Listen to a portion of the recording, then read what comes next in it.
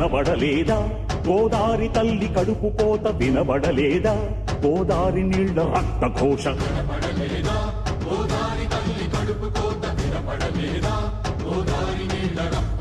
గుండె నిండా పాలున్న బిడ్డల కందించలేని తల్లి బతుకు దేనికని?